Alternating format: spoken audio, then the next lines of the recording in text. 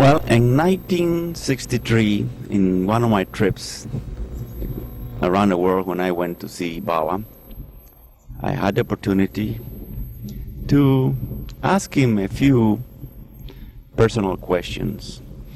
Everybody recall in those days that, well, the flower generation was coming too. In those days, all these new young kids start getting sort of a kicks with the drugs, start playing with drugs, and that impressed me so much that I was reading a book on a ship about that subject, and the author was a Canadian doctor, I remember, Kenneth, I believe was his name. Well, he was emphasizing the use of the hallucinative drugs or herbs for this purpose, for mystic experiences. Well, I remember the name of this plant was a peyote, and this peyote was in Mexico. And in Mexico, some Huxley, that English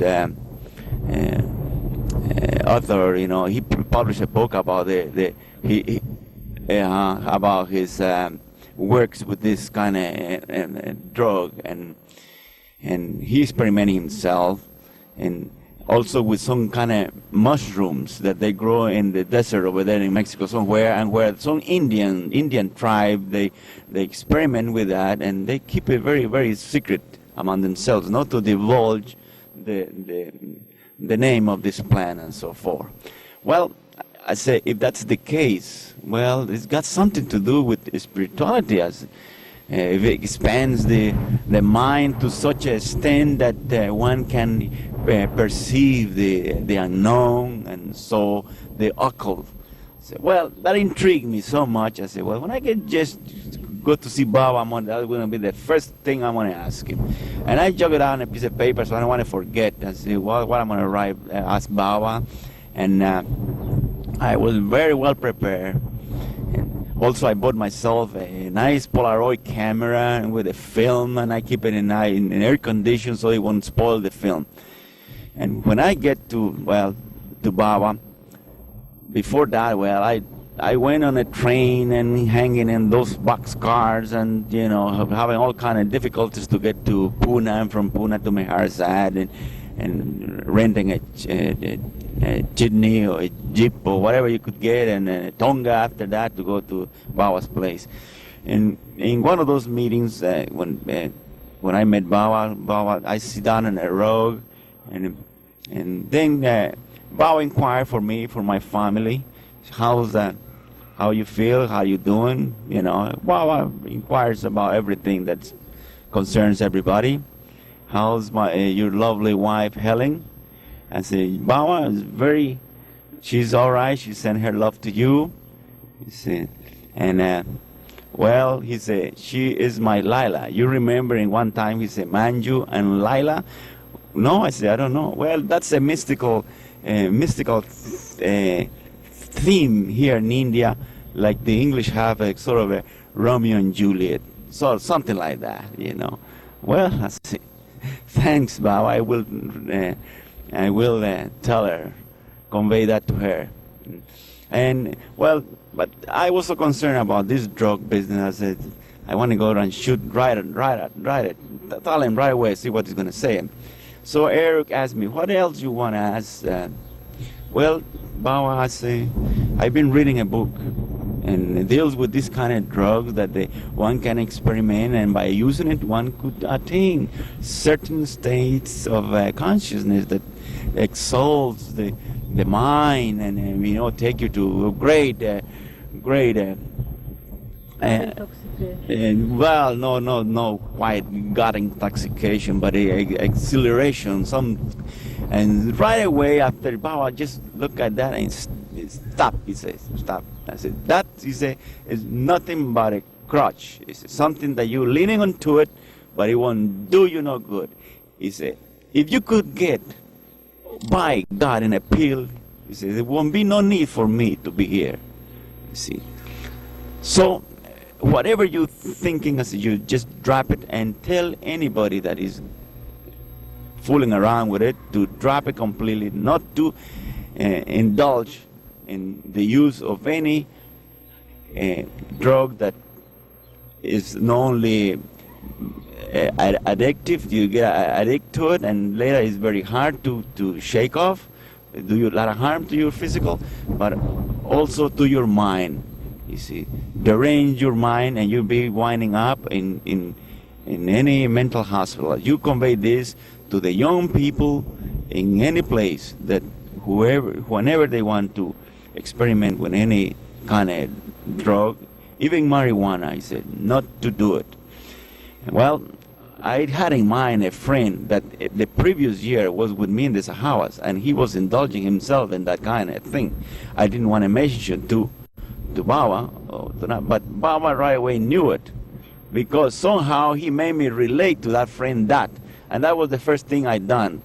I don't want to say the name. The kid is very nice, and he overcame that. I'm glad to. And ever since then, well, we've been hearing about this drug addiction with the young people and this and that, and never well, I said, this is the time that we need, like never before, the advice of Baba to stick up for that advice that he gave me, and to convey it to everybody, not only for their own well-being, but for the well-being and well-being of the society in general. Well, I asked Baba also, what can we do for this young generation? How can we set him into the path of virtue or good deeds? And he says, you recall one time one of my sayings, and if everybody understands it, they will act for it and live accordingly. And I say, what it is, Baba? And then Eric remind me that it was written in one of the discourses, I believe. And the saying is, as I will quote, to penetrate into the essence of all being and significance, and to release the fragrance of that inner attainment for the benefit and welfare of others, while expressing in the world of forms love, harmony, and beauty. That's the sole game of life that has any intrinsic and absolute value. Any other attainment, incident, or happening having themselves not everlasting importance. Well, that struck very, very deep within the core of my mind, and I never forget that. I have tried to advise others accordingly, and I, up to this moment, I believe that's one of the most humane and beautiful sayings of Baba. After this session, we had some humorous things with Baba. For instance, he liked to eat ice cream, and like a little baby, he sends to go get the ice creams, and vanilla ice cream, he was his favorite, I remember. Well, we had some nice ice cream. The Mandali brought some ice cream there, and while Baba was eating, he mentioned like that, are you satisfied? He asked, oh yes, Baba, wonderful ice cream, wonderful. So, but I have a better ice cream, he said. That's the elixir of life. See, that's an ice cream that only comes coated with the works of the perfect master. I say, always try to imbibe yourself with that kind of sweetness that comes in the teachings of a perfect master. I knew that right away that what he was saying, that it was in response to something, a quest within myself, that I was inquiring within myself.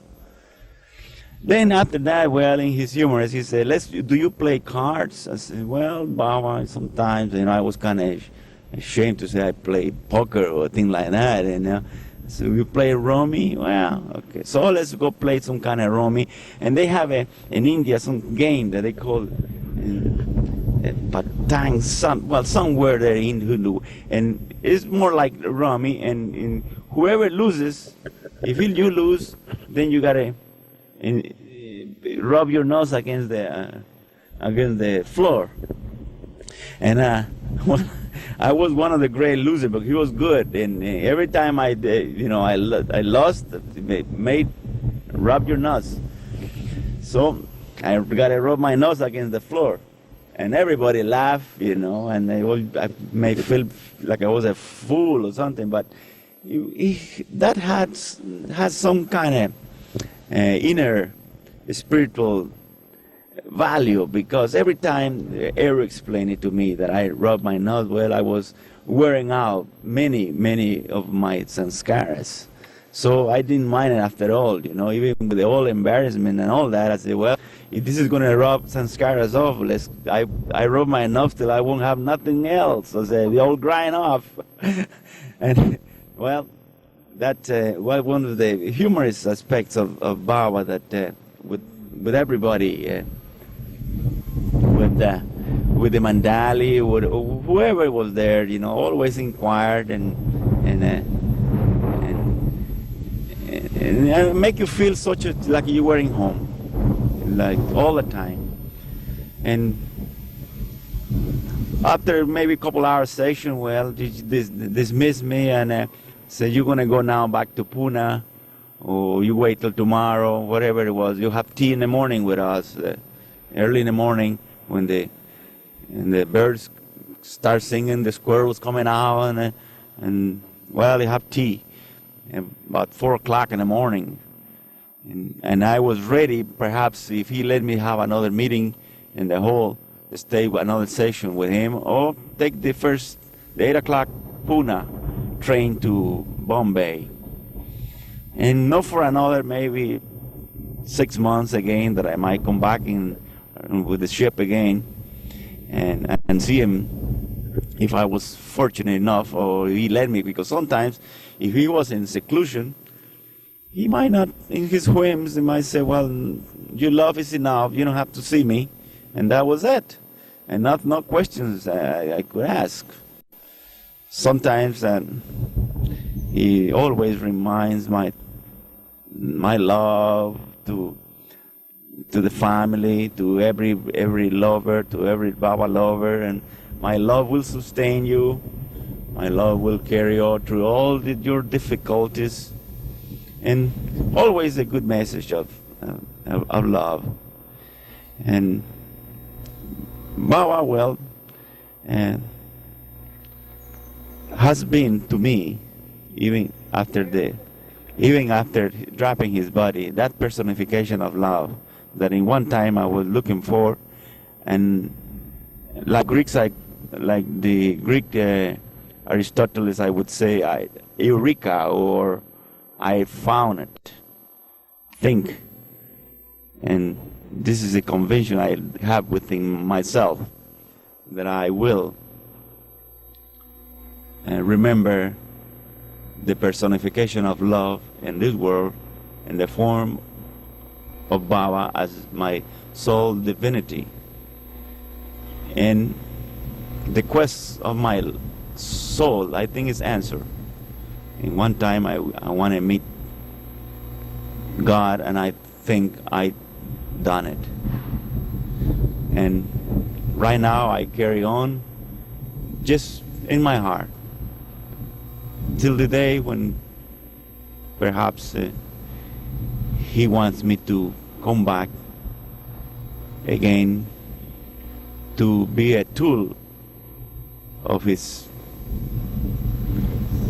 grace and love, compassion, and all these virtues that he incarnated while he was here.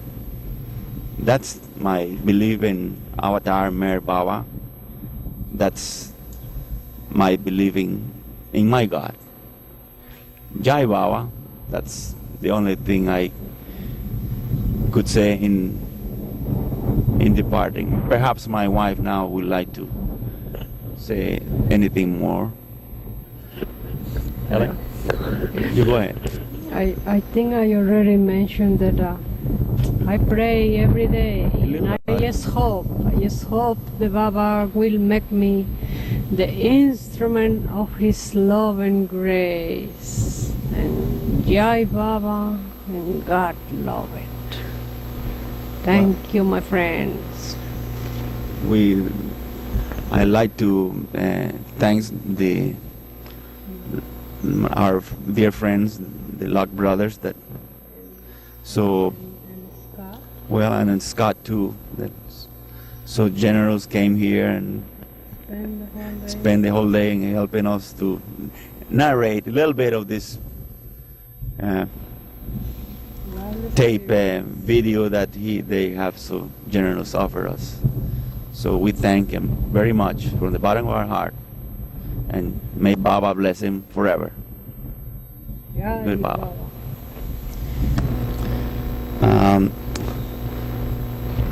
Edward here asked me if Baba ever made me cry.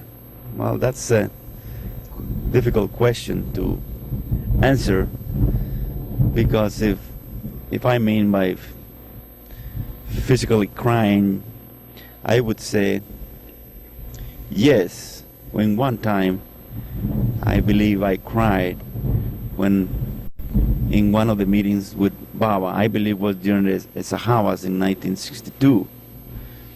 During that time, I believe I was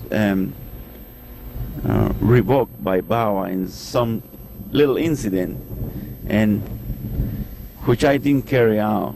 I was kind of feeling bad about it, and when I met Baba, I did recognize that my fault, and somehow I think I express it physically by crying in Baba's feet.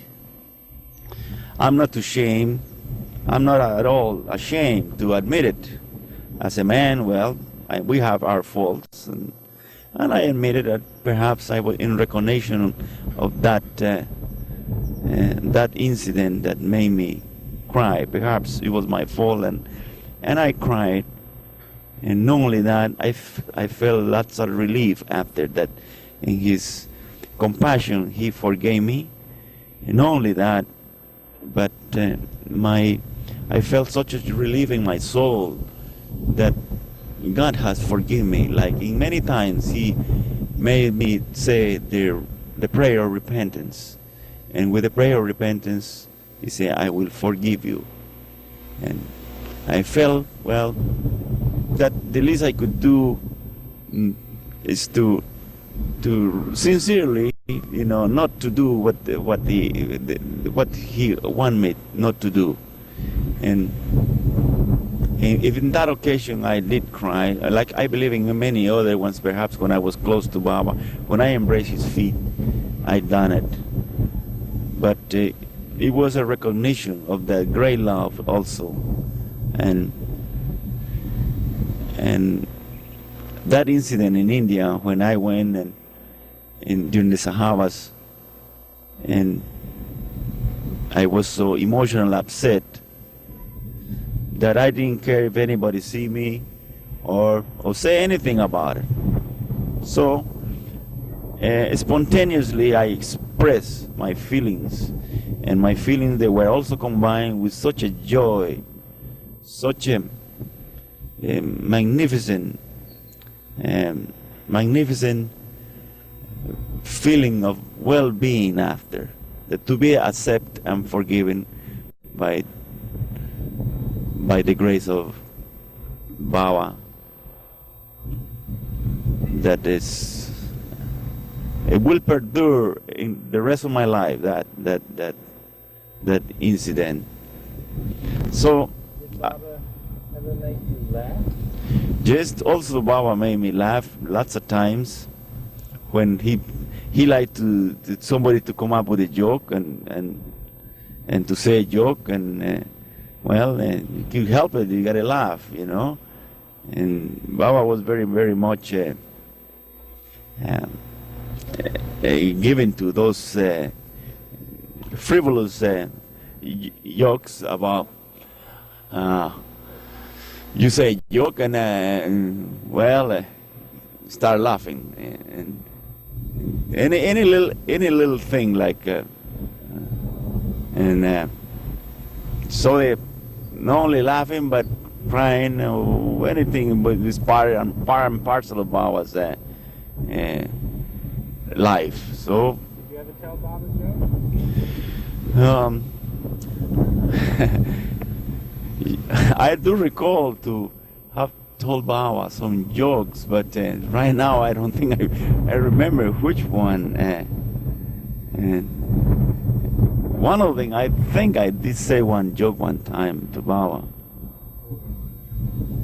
and but it was a silly joke, really, you know. And I said, Baba, see. You're talking so much about sense. You know something? I said, a nickel and a dime went across the Golden Gate Bridge. I said, the nickel fell off and the dime didn't. Why it didn't? So he laughed, you know. And I had to say, well, because it got more sense. Well, that was one of the little, you know, frivolous among others when I used to sometimes and pick some